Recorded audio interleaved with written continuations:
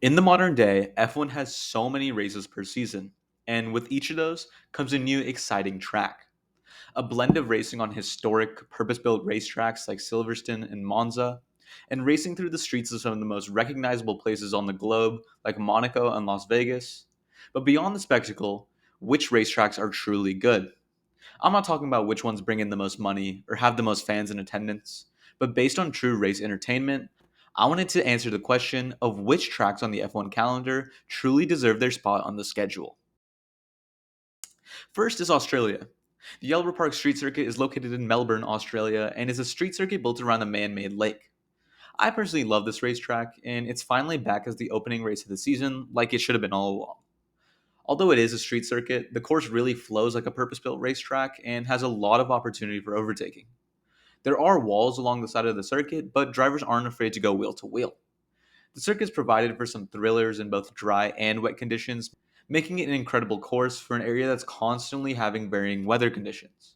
All in all, I think Albert Park definitely deserves its spot on the grid. Next, we have China. The Shanghai International Circuit is a purpose built racetrack that started hosting F1 races in 2004. With it recently being added back to the calendar after it was cut out during the COVID period, the circuit is incredible. As we have seen F1 cars get bigger and bigger over the years, and many modern racetracks are very skinny, the Shanghai circuit has very wide roads. Also, the mix between incredibly high speed sections and very slow, finicky corners is very interesting to watch. Also, I do have to say, Sector 1 of China has to be one of my favorites with the long sweeping corners. Finally, overtakes are not an issue around here as China holds the record for the most overtakes in a Grand Prix under dry conditions with 170 back in 2019. 100% a keeper on the calendar in my mind. After China comes Japan, specifically Suzuka. Now, Suzuka is one of the most beloved tracks on the calendar from drivers, fans, and myself. But over the years, overtaking has become very difficult at Suzuka. As cars get bigger, the circuit can't just magically get wider, but I don't think it's enough to get rid of Suzuka. The atmosphere in Japan is something that can't be replicated. The Ferris wheel in the background, the most picturesque photos we see all year, and some of the most flowy corners on the calendar, like the S's, Spoon Curve, and 130R. There's just too much to leave behind. Also, there has to be a mention given to the fact that Suzuka brings out some of the best liveries we see from teams. This year's Red Bull and Haas, the Gulf Williams not too long ago, and plenty more over the years. Suzuka's just too special to get rid of. Now, Bahrain is another track that has somewhat become iconic on the F1 calendar. Being the opener and a night race for the past years has made it special in the regards that people recognize it for testing and the start of the Formula One season. I will say it doesn't offer too much in terms of overtaking opportunity, with most of the overtakes coming at turn 1 and turn 4, both at the end of DRS zones, but I am interested to see how it takes a turn with the removal of DRS next year. The other corners on the circuit are able to produce overtakes, like how Fernando Alonso did in turn 10 of 2023 with one of the best overtakes I've seen in a long time, but not everyone's Fernando Alonso. Either way, Bahrain has become a staple on the calendar over the years, and I think it should stay. Now, Jeddah is the first track that I'm bringing up that is somewhat of a recent addition on the calendar, being introduced in 2021. It is a street circuit, and as much as I think there are too many street circuits being added as the new tracks, I think Jeddah is great.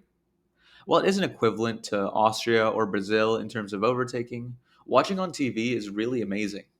With the walls being so close and the whole lap being at such high speeds, it looks awesome. I think it especially helps in making one of the best qualifyings on the calendar, and it always has some good turn 1 action with a tight exit. As much as there are bad things about Jeddah as a track, I just can't get rid of it. Now, I've kept all of the tracks so far, but that's going to change right now, and the first track I have to get rid of is Miami. I've said it before and I'll say it again, but 3 races in the USA is just too much. There are good circuits like Hockenheim and Kyalami in other countries that can serve a much bigger purpose on the calendar instead of having a grid walk with a bunch of celebrities who have no idea what's going on. And even if there does need to be more USA races to expand the market, at least take it to places where there already are racetracks. We have Laguna Seca, Indianapolis, Sebring, and plenty more racetracks, but instead we race around the Hard Rock Stadium just because they're willing to pay the most. The only really interesting race we've had in Miami was a sprint this year because of the rain, but realistically, I don't think anyone would lose any sleep if Miami was booted from the calendar. The next circuit on the list is Imola, and this opinion is going to be a bit controversial. I know many fans love Imola, and that's why I'm going to ask you to be civil in the comments about what I'm about to say, but I think Imola's time has come and gone. It's been a great circuit in the past and has held many great Grand Prix back when the cars were smaller, but with modern F1 cars, they've just outgrown Imola a bit too much. Think of how stairs and elevators work. Stairs were invented a long time before elevators and work very well. People barely use stairs in skyscrapers, but they're still there for emergencies. Imola was brought back in the emergency of a lack of tracks in COVID times, and now is kind of lingering as it doesn't really fit the modern technology of F1 all too well. Monaco is in a very tricky spot because of its history and the prestige it holds in the F1 world. But because this video is based purely off of entertainment value, my decision is made easy. It definitely isn't as good as a race in its current form, and that's become expected over the years, but the history Monaco holds is something that simply can't be replaced. I made another video about the changes I would make to Monaco to make it better, and if the ideas I brought up in that video were to become a reality, I think we could be on for a solid weekend. But with the state of the FIA in the past years, I really doubt Monaco will be an entertaining race, and if I am basing this purely off entertainment value, the race has to go.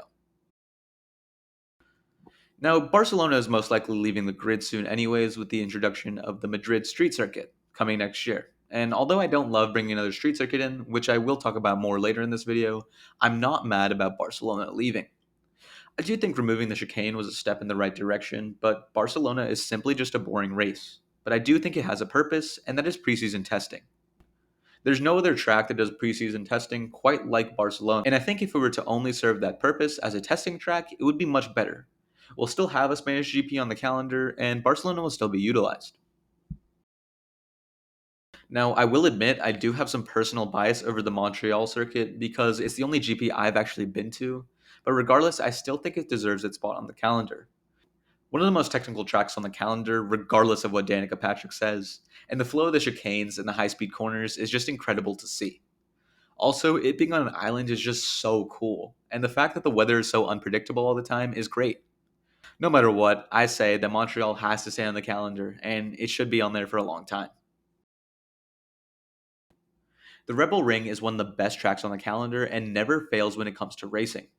The lap is short, but almost every spot on the track has the ability to provide an overtake. The only real issue we've had with it was the track limits in the past, but with the addition of the gravel traps and actually being punished for taking the wider line, the issues seem to have just disappeared. No matter what, the track will be on the calendar as long as Red Bull's on the grid, but I'm not complaining because that's a guaranteed good race for the foreseeable future. Anyone who says Silverstone is a bad track is an op of mine. Through the wet weather that it always gives us and the iconic corners, there's a reason it's been an F1 track from the very beginning. Even in the past few years, it has had some iconic moments, like Carlos Sainz's first win, the McLaren's going 2-3 after an awful start to the season, and the through goes Hamilton pass, which all happened recently. With so many good moments happening in such a short amount of time, it's no question why Silverstone would ever be on the calendar because it never fails to deliver. The future's already decided for Spa, with its weird every other year deal, which I find really odd, considering it's one of the favorites of many drivers and fans.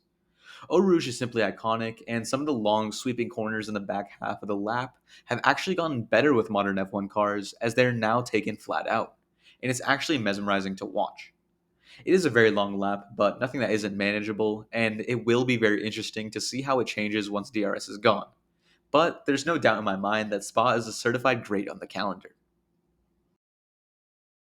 The Hungaroring isn't a circuit you think of when you think of the best tracks on the calendar, but in my mind, it's one of the most underappreciated. It's always filled with surprises, and when you're watching, you always have to stay on your toes. Moments like Ocon's win in 2021, Fernando Alonso's defense, or Max Verstappen's spin and win in 2022 are all marks of a great circuit.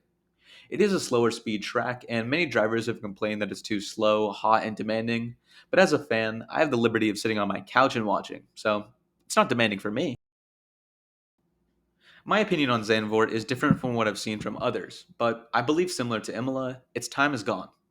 Zandvoort came back on the calendar because of the rise of Max Verstappen, and I genuinely love the Zandvoort track. It was one of my favorite tracks to drive in the F1 game because of the banking, but the truth is, it just doesn't fit Formula 1. The true cool part about banking is cars going side to side with one on the high line and one on the low, but in F1 now, that really isn't possible. The F2 races there in the past have been pretty great, and if that's a sign of what could come with the 2026 smaller cars, I'm fully on board, but in its current state, I just can't. Monza's another one of the no-brainers whether it should stay, and just like Silverstone, there's a reason it's been on the F1 calendar for such a long period of time.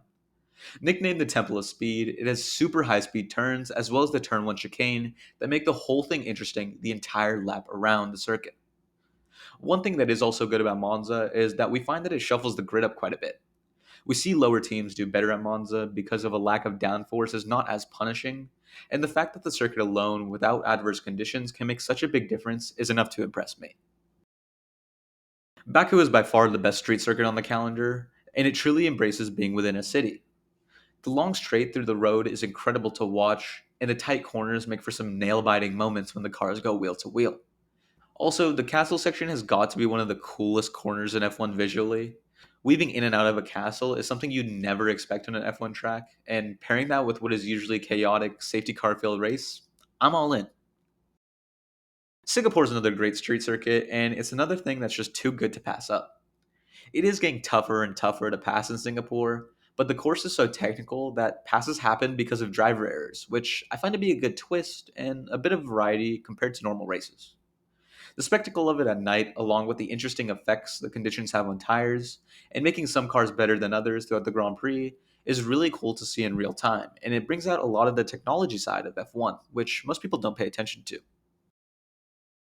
As much as I hate the over Americanizing of F1 as an American, it's impossible to dislike the circuit of the Americas.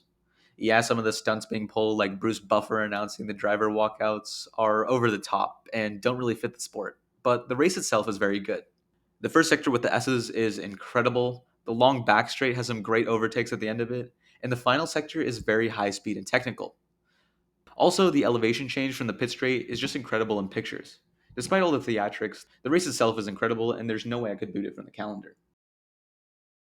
The Mexico City track is another one that I'm on the fence about.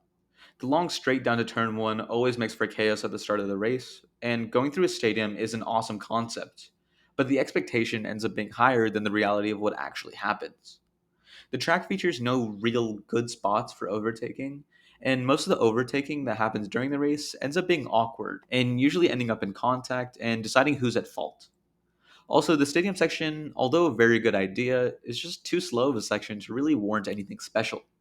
The cars limp through, and there's no chance of anything special actually happening there.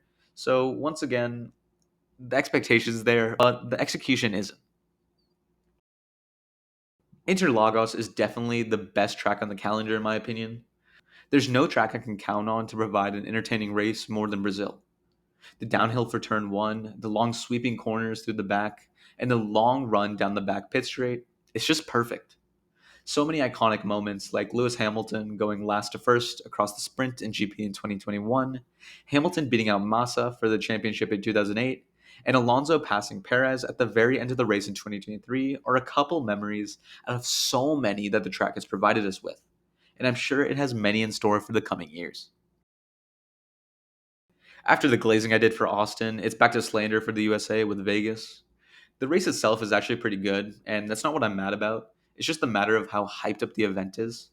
You see Las Vegas advertisement boards at all of the Grand Prix, commercials and banners throughout the year, all for the sales to come up short. To me, it's advertised like it's a special event, not just another race on the calendar. Other series like IndyCar had the Indy 500 as their main event, which is fine, but it just doesn't make sense for Formula One. Maybe it's just me being salty that I had to stay up late to watch the race that is closest to me in distance, but it feels like a real robbery of the other races we could have had instead. Qatar just really feels like a nothing race. Although it has had some good racing on it, the track itself doesn't really have any character and it's filled with track limits warnings every other second. It does make sense considering Lusail was a track designed for motorcycles and then it was just decided 20 years later that F1 should race there. Also, every track seems to have its thing that Qatar just really doesn't have. Spa has Eau Rouge, Baku has the castle, or even Monza just being known for being high speed, but Qatar just seems like a filler episode in the long season that is F1. The drivers also go through some seriously harsh conditions in Qatar, and I know I said earlier that I'm on the couch and don't care, but when it's at the levels that drivers are retiring from the race because of conditions, I start to have a problem. Abu Dhabi is currently a circuit that many deem boring, but I personally find it pretty interesting. The sectors feel like they're broken into sections with the high-speed corners in the first, long straights in the second, and the 90-degree turns in the third. It's become an iconic race to cap off the season in more recent times, with the 2021 saga, the 2010 Vettel ending, and my personal favorite, Kimi Räikkönen bankrupting Lotus in 2012. Regardless, I don't think it's an incredible GP on the level of Silverstone and Brazil, but I think there's enough happening to warrant a spot on the calendar. I'm going to sneak a quick extra in here with Madrid. Obviously, no racing has happened on it yet, but the track layout has been released, and I'm just underwhelmed, but that could just be me. I really hate to repeat it, but we really just need more racetracks instead of these money grab street circuits.